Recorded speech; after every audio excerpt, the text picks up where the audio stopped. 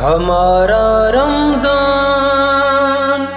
ہمارا رمضان پیارا رمضان.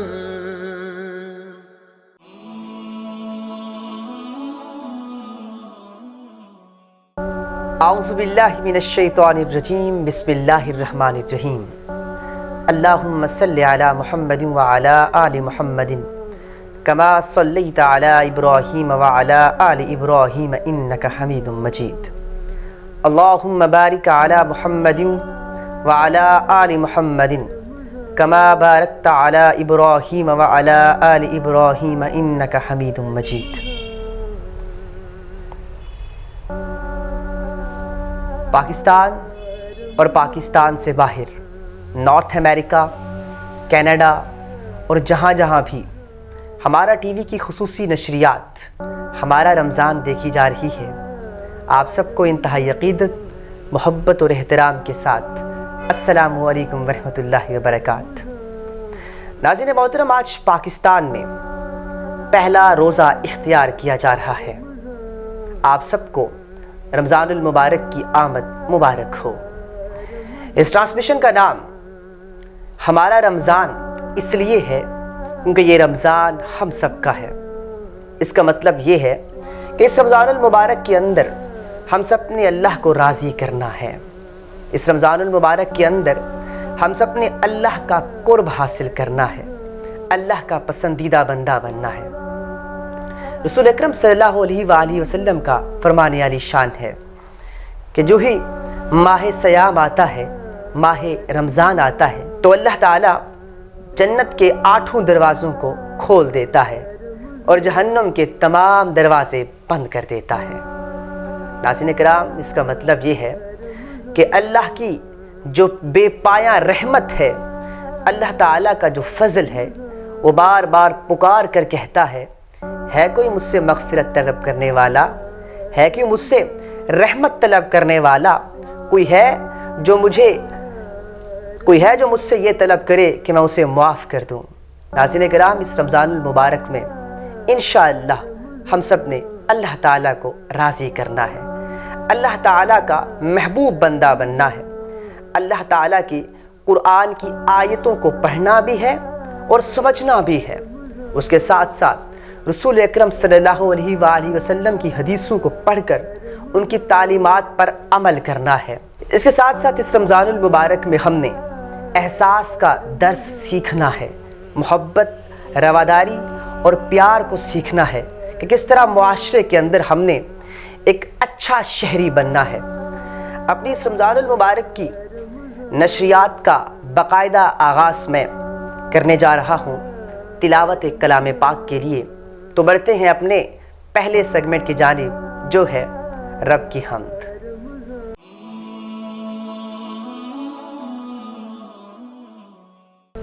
جی ناظرین محترم، ہمارے ساتھ موجود ہیں تلاوت کلام پاک کے لیے قاری محمد بلال سفیر، جن کا تعلق کشمیر سے ہے. ایک اچھے انسان بھی ہے اور اللہ تعالیٰ نے انہیں خوبصورت آواز بھی عطا فرمائی ہے. آج کی اس تلاوت میں وہ پہلے ہمیں قرآن پاک کی آیات سنائیں گے اور ان کے بعد ساتھ ساتھ ان کا ترجمہ بھی بتائیں گے. السلام علیکم سر. وعلیکم السلام ورحمۃ اللہ وبرکاتہ. کیسے مزاج ہیں آپ کے؟ جی شکر الحمدللہ. آپ سنائیں کیسے ہیں؟ الحمدللہ. سب سے پہلے تو رمضان المبارک کی آمد مبارک ہو، اور انشاءاللہ ہمارا یہ ساتھ 30 روزوں تک رہے گا انشاءاللہ. اور ناظرین کرام، آپ کو بتاتے چلے کہ ہمارے ساتھ مختلف حفاظ کرام اور علماء کرام بھی یہاں پہ تشریف فرما ہوں گے، اور بلال بھائی میرے ہمیشہ ساتھی رہیں گے. تو انشاءاللہ آپ سے سیکھنے کو موقع ملے گا. تو آغاز کیجئے اللہ تبارک و تعالیٰ کے بابرکت نام سے. اعوذ باللہ من الشیطان الرجیم.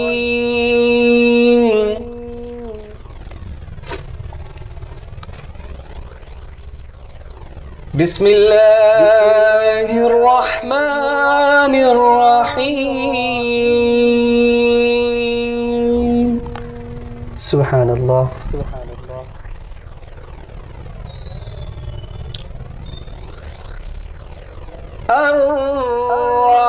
الرحمن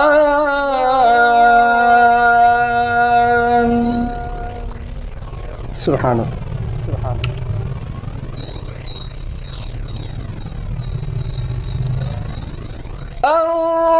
الرحمن علم القرآن.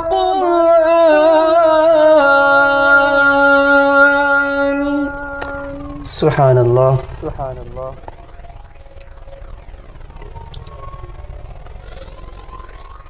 الرحمن علم القرآن خلق الإنسان علمه البيان.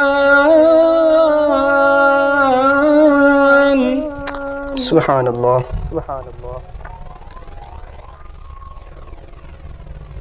الشمس والقمر بحسبان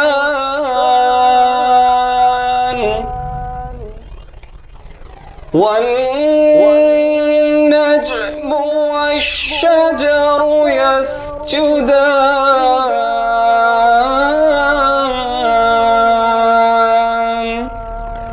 سبحان اللہ. والسماء رفعها ووضع الميزان.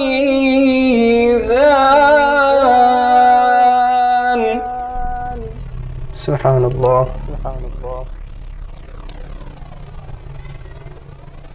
ألا تطغوا في الميزان.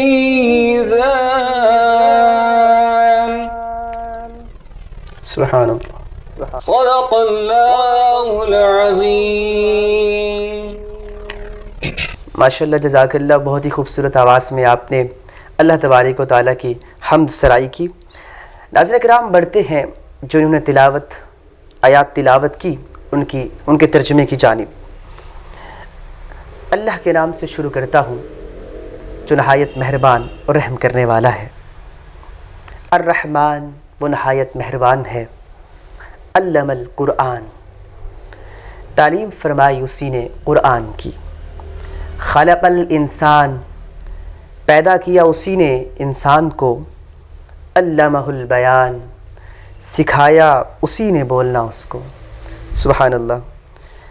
الشمس والقمر بحسبان، سورج اور چاند پابند ہیں ایک حساب کے. والنجم والشجر یسجدان، اور جھاڑیاں اور درخت اس کو سجدہ کر رہے ہیں. سبحان اللہ. بہت ہی خوبصورت آیات ہیں. ناظرین کرام، اللہ تبارک و تعالیٰ کی حمد جتنا بھی بیان کی جائے وہ کم ہے، کیونکہ وہ خالق ہے، وہ مالک ہے، وہ رزق دینے والا ہے، وہ سب سے بڑا ہے، وہ ہمیں پالنے والا ہے. اور یہ رمضان کا مہینہ ہم سب نے اسی رازق کو، اسی مالک کو، اسی خالق کو راضی کرنا ہے. ناظرین کرام، چلتے ہیں اپنے نیکسٹ سیگمنٹ کی جانب، جو ہے رسول اللہ صلی اللہ علیہ وآلہ وسلم کی نعت مبارکہ.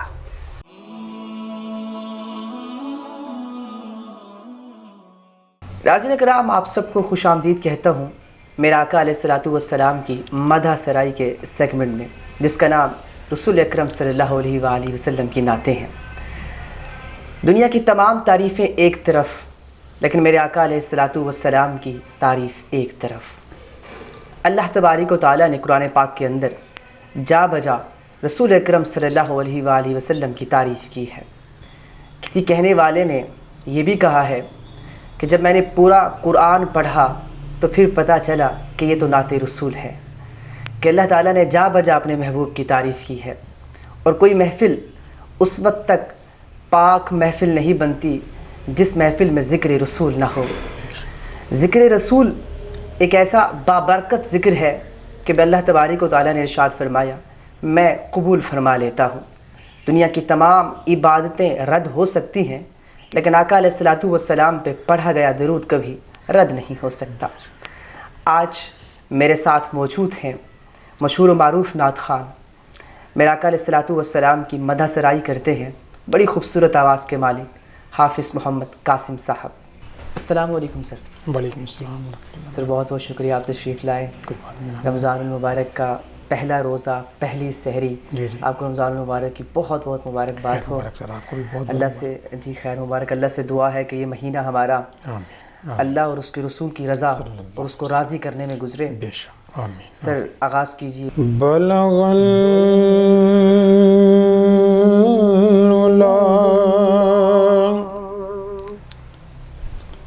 بکمالہ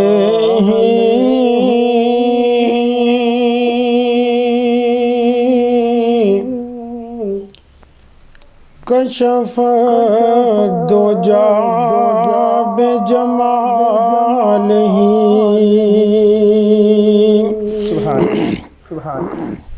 حسنت جمیع خصالہ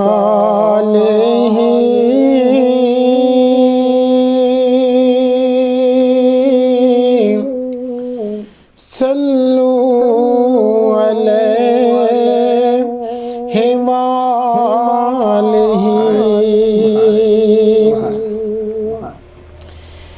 یہ جو زندگی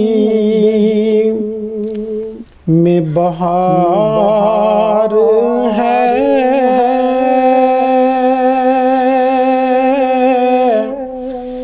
تیرے نام کا ہی کمال ہے.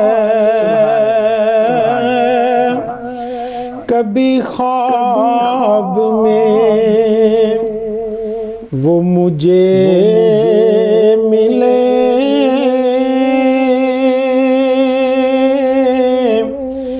بڑی عاجزی سے سوال ہے. بلغ العلا بکمالہ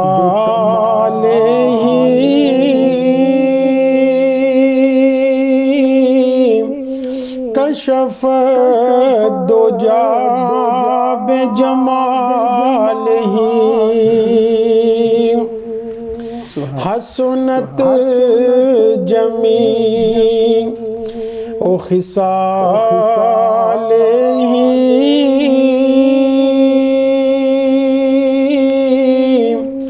صلو علیہ وآلہ. سبحان اللہ. سبحان اللہ. جو درود پڑھنا اصول ہو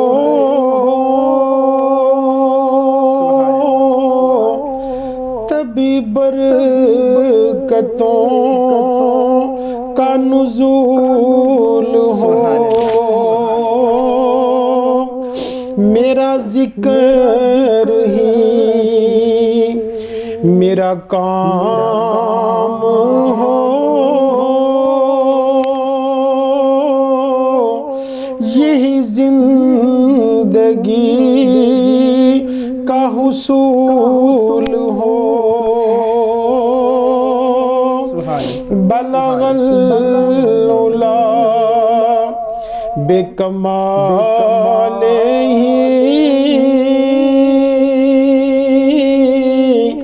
کشف الدجى بجمالہ. حسنت جمیع خصالہ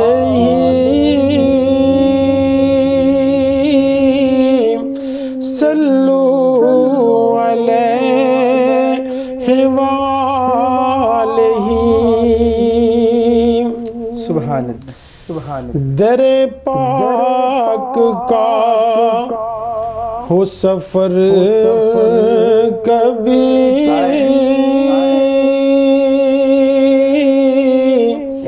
میری ہم سفر تیری نعت ہو. جو قبر میں مجھ سے سوال ہو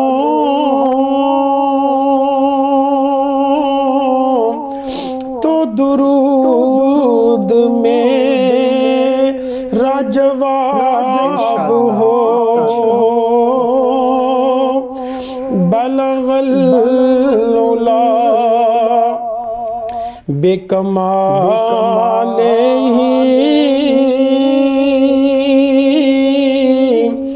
کشف دو جا بے جمال ہی حسنت جمیع و خصال ہی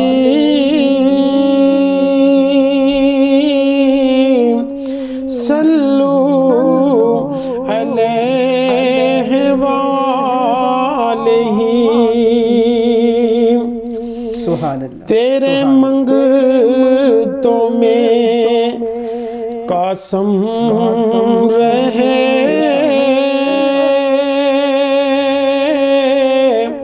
میری آرزو کو قبول کر سبحان اللہ. اسے حشر کا پھر خوف کیا تیرا نام جس کا سبق رہے بلغ العلا بے کمال ہی کشف دو جا بے جمال ہی حسنت جمیع و خصال ہی صلو علیہ وآلہ. سبحان اللہ. ماشاءاللہ بہت ہی خوبصورت آواز. آپ نے تو مدینہ یاد دلا دیا اور انشاءاللہ ایک وقت آئے گا کہ ہم سب مدینے جائیں گے اور رمضان میں تو سر تمام دعائیں قبول ہوتی ہیں جو دل سے مانگی جائیں. سر فاصلوں کو تکلف ہے ہم سے اگر مدینہ یاد آ گیا گھر سے چند اشعار. یہ ریکارڈنگ ہوئی سر وہ تو نہیں آتی میں کوئی دوسری پڑھ دوں. اچھا مدینہ کے حوالے سے. اچھا میں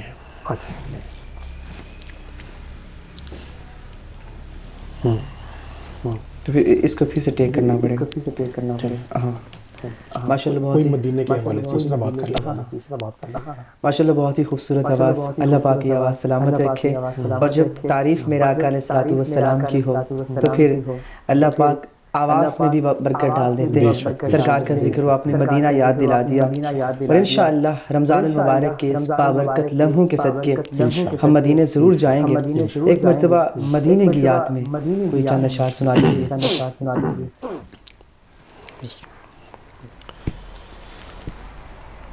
میں تڑپاں دور مدینے تو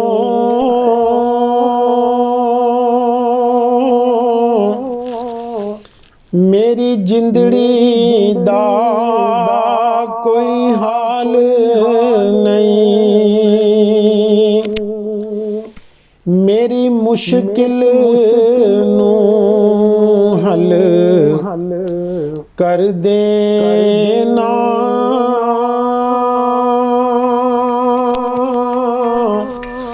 تیرے واسطے کوئی محال نہیں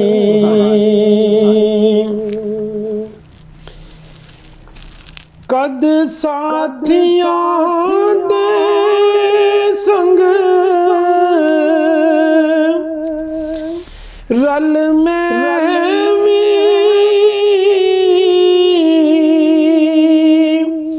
تیرے در تے حاضر ہوواں کیا میرے سونیا محبوبہ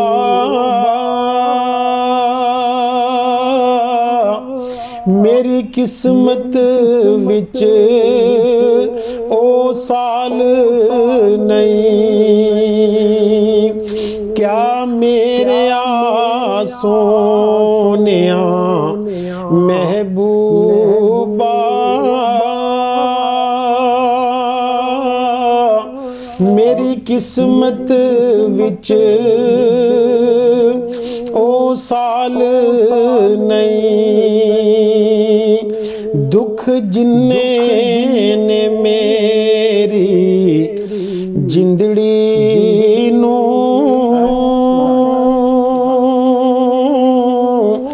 میرے جسم تے اونے وال نہیں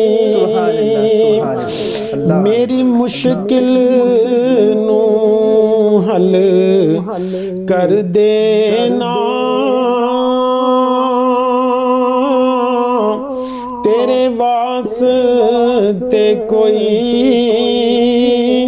محال نہیں. سبحان اللہ، سبحان اللہ، ماشاء اللہ.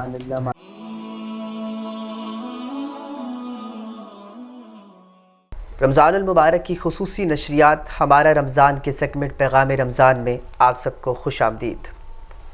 تمہارے والدین تمہارے لیے جنت بھی ہیں اور تمہارے والدین تمہارے لیے جہنم کا باعث بھی ہیں. صحابہ کرام حیران ہوئے، عرض کی یا رسول اللہ، والدین جنت کا موجب بھی ہیں اور جہنم کی وجہ بھی ہیں، سمجھ نہیں آئی. آپ نے فرمایا اگر تم ان کی فرما برداری کرو گے تو تم جنت میں جاؤ گے، اور اگر تم ان کی نافرمانی کرو گے تو جہنم میں جاؤ گے. ناظرین کرام، رسول اکرم صلی اللہ علیہ وآلہ وسلم نے ایک اور جگہ ارشاد فرمایا کہ برباد ہو وہ شخص جس نے والدین کو بڑھاپے میں پایا اور ان کی خدمت حاصل نہ کی، اور ان کی خدمت کر کے جنت حاصل نہ کی. ناظرین کرام، والدین وہ عظیم ہستیاں ہیں جن کی محبت بے لوث محبت ہوتی ہے. دنیا کی جتنی بھی محبتیں ہیں اس میں کوئی نہ کوئی غرض شامل ہوتی ہے، کوئی نہ کوئی طمع شامل ہوتا ہے، لیکن والدین کی محبت بے لوث محبت ہے اور اس محبت کے اندر کوئی شک نہیں کیا جا سکتا. آج کے رمضان المبارک کے اس پیغام رمضان سیگمنٹ میں ہم والدین کی فضیلت، ان کے مقام، ان کے مرتبے پہ بات کریں گے، اور یہ بات کریں گے کہ اولاد کے کیا فرائض ہیں، کہ کس طرح وہ اپنے والدین کی خدمت کریں، اور اولاد کے کیا حقوق ہیں. سر، آج کے ٹاپک کے حوالے سے آپ کو پتہ چل گیا ہو کہ والدین کی خدمت اور والدین کے حقوق کے بارے میں بات کرنے جا رہے ہیں. سر، آپ جانتے ہیں جس نے بھی جو مقام پایا والدین کی دعا سے پایا. اللہ. سر، قرآن، حدیث اور رسول اکرم صلی اللہ علیہ وسلم کے فرامین کے مطابق ذرا روشنی فرمائیے کہ والدین کا کیا مقام و مرتبہ ہے. ماشاءاللہ، جزاکم اللہ خیر. This is one of the very important topic, اور میں خود بھی سمجھتا ہوں کہ ہم اپنی نوجوان نسل کو قرآن اور حدیث کی روشنی میں والدین کا مقام جتنا زیادہ واضح کریں گے تو امید ہے کہ آنے والی جنریشنز جو ہیں وہ قرآن، حدیث اور اسی کی لائٹ میں وہ اپنے عمل میں درستگی لائیں گے. بے شک سر. اور قرآن مجید اور احادیث کا جب ہم مطالعہ کرتے ہیں تو سب سے پہلے تو میں ایک علمی یہاں نقطہ بیان کر دوں. قرآن مجید کا میں ایک دیرینہ قاری رہا ہوں گزشتہ 2 دہائیوں سے زیادہ. تو جہاں جہاں اللہ سبحانہ و تعالی نے اپنی والدین کی عظمت کو بیان کیا ہے تو ساتھ ہی اگر آپ اس پیرائی میں دیکھیں گے تو ساتھ یہ بھی بیان ہوا ہے کہ اللہ کے علاوہ کوئی بھی معبود نہیں ہے. یعنی یہاں سے علماء کرام نے تفسیر میں لکھا ہے کہ توحید کے بعد جو سب سے اہم حقوق بیان کیے ہیں وہ والدین کے ہیں. اور قرآن مجید کا قاری اور مطالعہ کرنے والا یہ بات جانتا ہے ایک مقام ایسا ہے قرآن مجید میں جس نے ساری دنیا کے ادب کو پیچھے کر دیا ہے اور قلم توڑ کے رکھ دیا ہے، اور وہ مقام ہے قرآن مجید کا سورہ نمبر 17 بنی اسرائیل، پروجنی آف اسرائیل. اور اس کی دو آیات ہیں 23 اور 24، اور یہ بڑا عظیم الشان رکوع ہے. ساری دنیا کا ادب، سب زبانوں کا ایک طرف اور یہاں جو والدین کے حقوق بیان کر دیے ہیں، ارشاد باری تعالیٰ ہے اعوذ باللہ من الشیطان الرجیم وَقَضَىٰ رَبُّكَ أَلَّا تَعْبُدُوا إِلَّا إِيَّاهُ وَبِالْوَالِدَيْنِ إِحْسَانًا إِمَّا يَبْلُغَنَّ عِندَكَ الْكِبَرَ أَحَدُهُمَا أَوْ كِلَاهُمَا فَلَا تَقُل لَّهُمَا أُفٍّ وَلَا تَنْهَرْهُمَا اللہ وَاخْفِضْ لَهُمَا جَنَاحَ الذُّلِّ مِنَ الرَّحْمَةِ وَقُل رَّبِّ ارْحَمْهُمَا كَمَا رَبَّيَانِي صَغِيرًا صدق اللہ العظیم۔ ارشاد باری تعالیٰ ہے کہ توحید کے بعد کہ وَبِالْوَالِدَيْنِ إِحْسَانًا، ماں باپ کے ساتھ احسان کا معاملہ کرو، اور اگر تم انہیں بڑھاپے کے عالم میں پاؤ، کسی ایک کو یا دونوں کو، تو پھر آگے ارشاد فرمایا فَلَا تَقُل لَّهُمَا أُفٍّ، do not call them a fie, ان کے سامنے اف بھی نہیں کرنا۔ سر اف کا کیا ترجمہ ہے؟ ہاں، اف کے معنوں میں یہ ارشاد فرمایا کہ بالکل ناگواری کا اظہار، اس سے بھی روک دیا گیا۔ کوئی بھی ایسا کلمہ جس سے ان کی دل آزاری ہونے کا امکان ہے، تو وہاں فرمایا، اس کی تفسیر آگے دیکھیے، وَاخْفِضْ لَهُمَا جَنَاحَ الذُّلِّ مِنَ الرَّحْمَةِ and lower the wings of your mercy in their presence، فرمایا کہ اپنے کندھوں کو ان کے سامنے جھکا دو۔ سبحان اللہ۔ تو قرآن مجید نے یہاں قلم توڑ دیا ہے کہ والدین، آپ غور کریں، حضور اکرم صلی اللہ علیہ وسلم جو شارح ہیں قرآن مجید کے، ارشاد فرماتے ہیں کہ ایک شخص آیا اور اس نے کہا کہ مجھ پر جو حقوق ہیں ان کے بارے میں ارشاد فرمائیں، تو 3 مرتبہ فرمایا سب سے زیادہ حق تیرا تجھ پر تیری والدہ کا ہے، پھر دوسری مرتبہ والدہ، پھر تیسری مرتبہ والدہ، اور چوتھی مرتبہ فرمایا کہ اب والد کا ہے۔ تو آپ غور کیجئے کہ والدہ کا مقام و مرتبہ کتنا بلند ارشاد فرمایا۔ پھر والد کے مقام کے بارے میں ارشاد فرمایا کہ تیرا مال اور سب کچھ جو ہے وہ تیرے والد کا ہے۔ اللہ۔ اور پھر حضور اکرم صلی اللہ علیہ وسلم نے ارشاد فرمایا یہاں تک کہ اللہ کی رضا والد کی رضا میں ہے۔ اور پھر یہ بھی ارشاد فرما دیا، مشہور حدیث ہے کہ جس شخص کے سامنے یہ 3 واقعات آئیں اور وہ عمل نہ کرے تو وہ برباد ہو گیا۔ مثلا جس نے رمضان کا مہینہ پایا اور اس نے اللہ سبحانہ و تعالیٰ سے اپنی بخشش نہیں کروائی تو وہ ہلاک ہو گیا۔ اللہ۔ اور پھر دوسرا، جس کے سامنے میرا ذکر خیر کیا گیا اور اس نے مجھ پر درود و سلام نہیں پڑھا صلی اللہ علیہ وسلم، یہ جیسا کہ سب سے چھوٹا درود ہے۔ اور تیسرا، جس نے والدین کو بڑھاپے کے عالم میں پایا اور ان کی خدمت کر کے جنت حاصل نہیں کر لی۔ تو ہمارے پاس ایک ایمپل اپرچونٹی ہے کہ ہم یہ مقبول حج کا ثواب لیں اور والدین کی خدمت کر کے ہم ان خوش نصیبوں میں شامل ہو جائیں جن کو جنت دی جائے۔ سر والدین کا چہرہ دیکھنا بھی عبادت ہے، ماں کی خدمت کرنا بھی عبادت ہے، ان کے حقوق ادا کرنا بھی عبادت ہے۔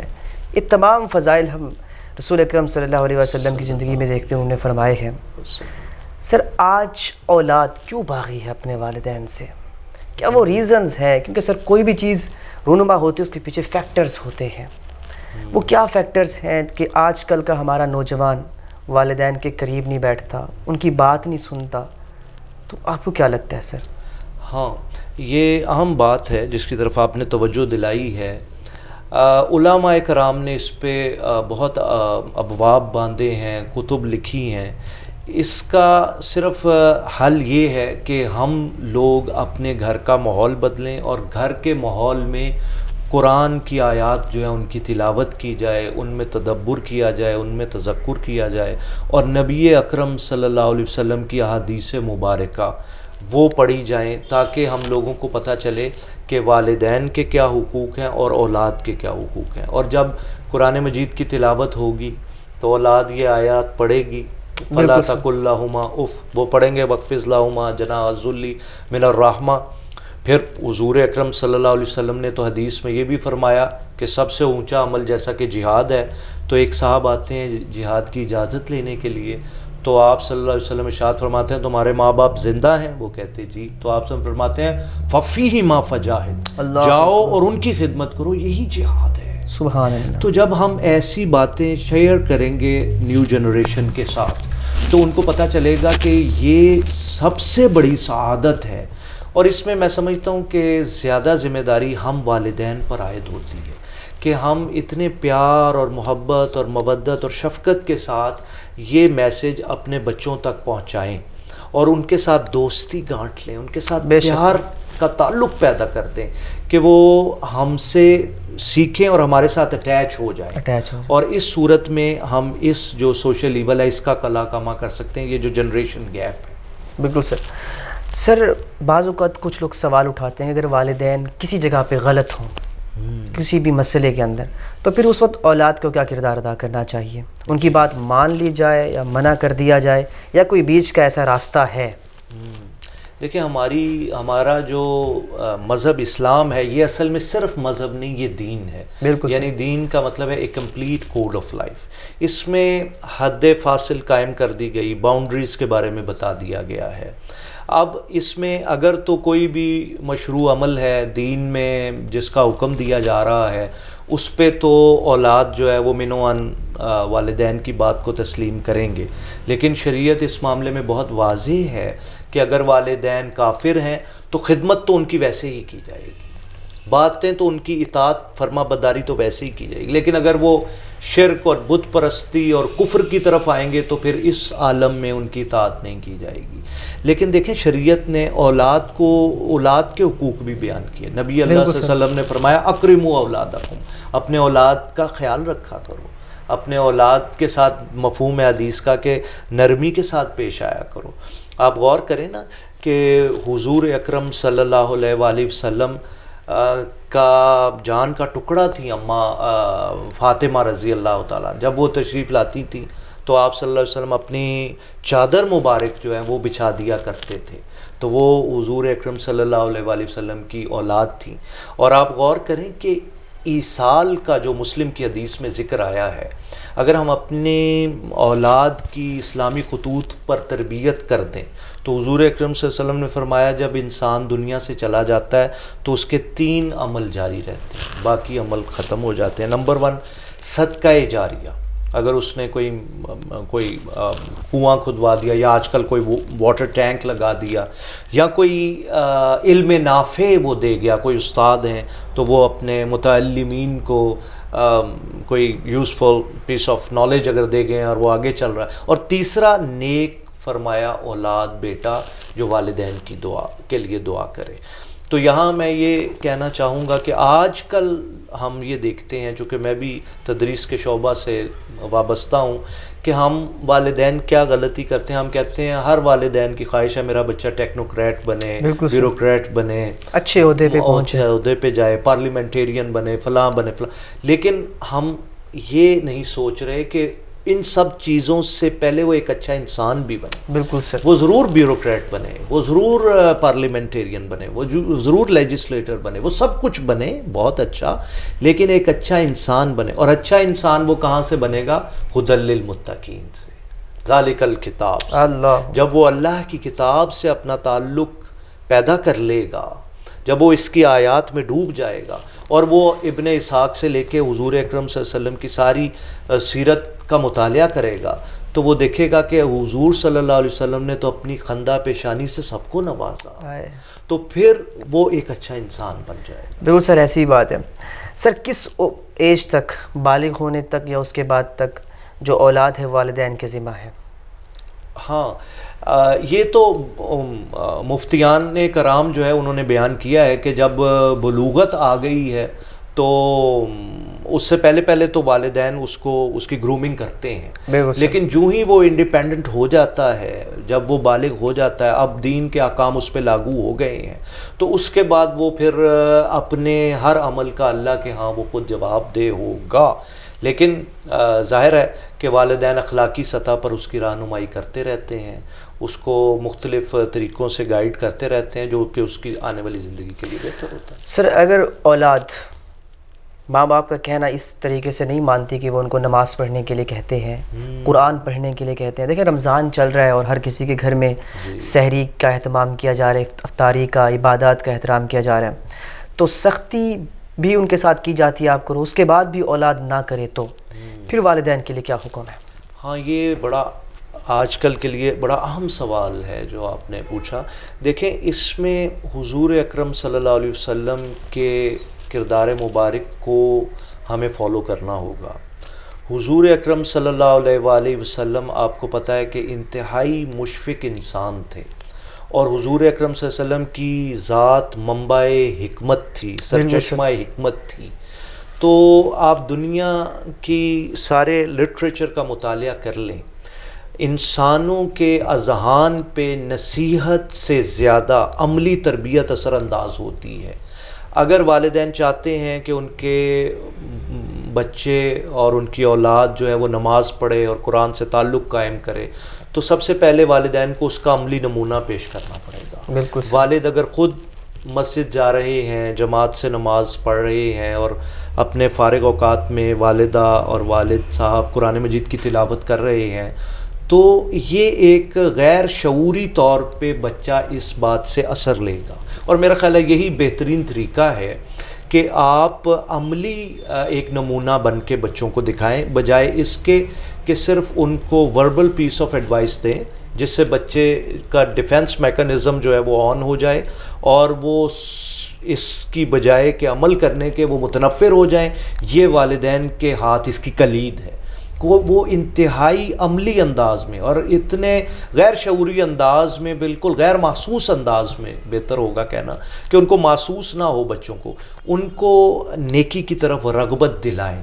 تو انشاءاللہ آپ دیکھیں گے کہ نصیحت کی بجائے جو زیادہ اثر انداز طاقت ہے وہ عمل کی ہے. وہ ماحول جب انہیں ہم دیں گے تو انشاءاللہ بچے اللہ اللہ کرنا سیکھ جائیں گے. جی بالکل، تھینک یو سو مچ سر، آج آپ نے ٹائم دیا. ناظرین کرام، یہ تھی نشست پیغام رمضان کی، جس کے اندر ہم نے والدین کے مقام و مرتبے پہ بات کی، اور ہم نے والدین کے حقوق پہ بات کی، اولاد کے حقوق اور فرائض پہ بات کی. لیکن ناظرین کرام، والدین کی عزت کرنا، ان سے محبت کرنا، ان کی خدمت کرنا اولاد پہ فرض ہے.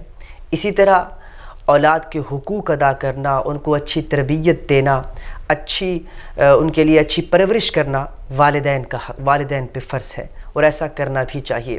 ناظرین کرام، آج کے پیغام رمضان میں فی الحال اتنا ہی. اپنے میزبان محمد یاسر حنیف کو اجازت دیجیے. اللہ نگہبان. ہمارا رمضان، ہمارا رمضان.